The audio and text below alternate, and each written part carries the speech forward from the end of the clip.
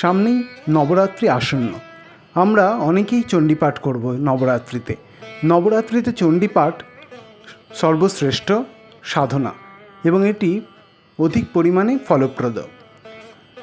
চণ্ডীপাঠ করার অনেক বিধি নিয়ম আছে, সেই বিধিগুলোই আজকে আমি আলোচনা করব, সাথে নিত্য এবং অন্যান্য দিনেও কীভাবে চণ্ডীপাঠ করবেন সেটাও জানিয়ে দেব।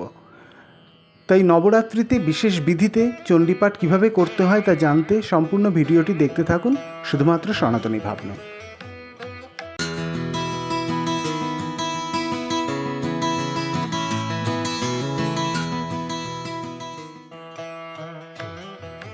শ্রী শ্রী চণ্ডীতে বলা হয়েছে, সংযত ব্যক্তি প্রাতকালে স্নানান্তে সন্ধ্যা এবং আহ্নিকাদি নিত্যকর্ম করে উত্তরমুখে বা পূর্বমুখে শুদ্ধাসনে উপবেশন করে ভক্তিভাবে এবং একাগ্র চিত্তে বিশুদ্ধ উচ্চারণ এবং অর্থবোধ সহ চণ্ডীপাঠ করবে। চণ্ডীপাঠের পূর্বে আচমন, স্বস্তিবাচন, সংকল্প, আসনশুদ্ধি, ভূতশুদ্ধি, পুষ্পশুদ্ধি প্রভৃতি করে গুরু এবং পঞ্চদেবতার সংক্ষেপে পূজা করবেন। তারপরে মায়াবীজ দ্বারা 3 বার প্রাণায়াম করতে হবে। তারপর শ্রী শ্রী চণ্ডীতে উক্ত ঋষাদিন্যাস ও করাঙ্গন্যাস করে মায়াবীজ দ্বারা 7 বার ব্যাপক ন্যাস করতে হবে। তারপর দেবী চণ্ডীর ধ্যান করে মানস পূজা করতে হবে। মানস পূজান্তে কোনো নির্দিষ্ট আধার যেমন ঘট, জল বা পুষ্পে দেবীর আবাহন করে শ্রী শ্রী চণ্ডীতে উক্ত দেবী মন্ত্রে দেবীর পঞ্চোপচারে বা 10 উপচারে পূজা করতে হবে। পরে চণ্ডী গায়ত্রী অন্তত 10 বার জপ করে পুষ্পাঞ্জলি দিতে হবে। এরপর ওম দেবী মাহাত্ম্য পুস্তকায় নমঃ মন্ত্রে পঞ্চোপচারে চণ্ডী পুস্তকের পুজো করে মায়াবীজ 28 বার বা 108 বার যথাসাধ্য জপ করে নবার্ণ মন্ত্র, উৎকীলন মন্ত্র এবং শাপোদ্ধার মন্ত্র জপ করতে হবে 108 বা 28 বার করে। তারপর যথাক্রমে অর্গলা স্তোত্র, কিলক স্তব, দেবী কবচ দ্বারা দেবীর দ্বার উন্মুক্ত করতে হয় এবং রাত্রিসূক্ত পাঠ করে মূল চণ্ডীপাঠ শুরু করতে হয়। তার মাঝে রাত্রিসূক্ত পাঠ করার পর দেবী বাহন সিংহের ধ্যান করে আসুরিক ও দানবিক শক্তি প্রশমিত করতে হয়। পুস্তক না দেখে কণ্ঠস্থ করে চণ্ডীপাঠ সর্বোত্তম। অসমর্থ হলে কোনো আধারে পুস্তক রেখে নাতি উচ্চ নাতি মৃদুস্বরে, অতি দ্রুত নয় এবং অতি ধীরেও নয়, এমনভাবে অর্থ বুঝে বুঝে চণ্ডীপাঠ একাগ্রচিত্তে করতে হবে। প্রত্যেক চরিত্র পাঠের পূর্বে ওই চরিত্রের ধ্যান পাঠ করতে হয়। চণ্ডীপাঠের পর দেবী সূক্ত, অপরাধ ক্ষমা স্তোত্র, রহস্যত্রয় এবং কুব্জিকা স্তোত্র অবশ্যই পাঠ করতে হবে।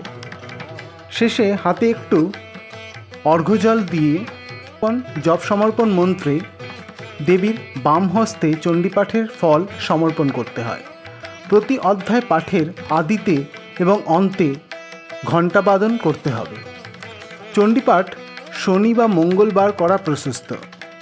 তাছাড়া দেবী তিথি যথা অষ্টমী, চতুর্দশী ইত্যাদিতে চণ্ডীপাঠ ফলপ্রদ।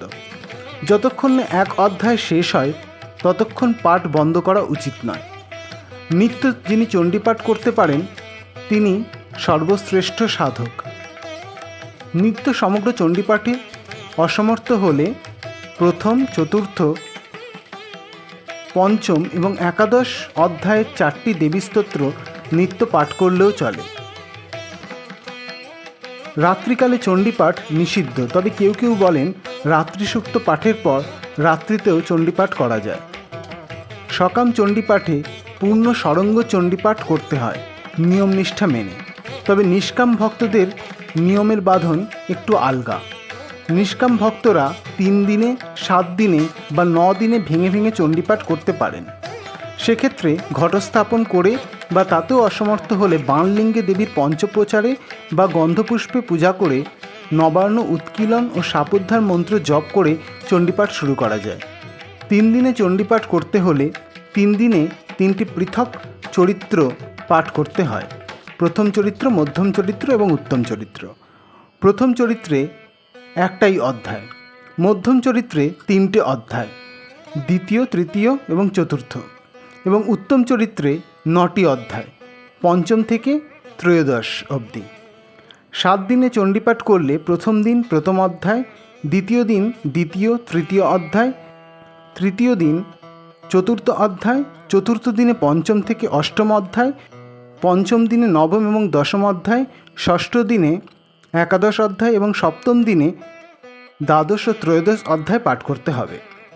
এবং নবরাত্রিতে চণ্ডীপাঠ করলে প্রতিপদে প্রথম, দ্বিতীয়াতে দ্বিতীয় তৃতীয় চতুর্থ, তৃতীয়াতে পঞ্চম এবং ষষ্ঠ, চতুর্থীতে সপ্তম অধ্যায়, পঞ্চমীতে অষ্টম, ষষ্ঠীতে নবম এবং দশম অধ্যায়, সপ্তমীতে একাদশ অধ্যায়, অষ্টমীতে দ্বাদশ অধ্যায় এবং নবমীতে ত্রয়োদশ অধ্যায় পাঠ করতে হয়।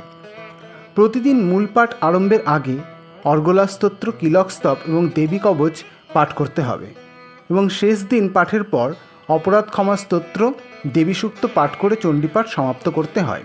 তারপর সমর্থ হলে রহস্যত্রয় পাঠ করা যেতে পারে।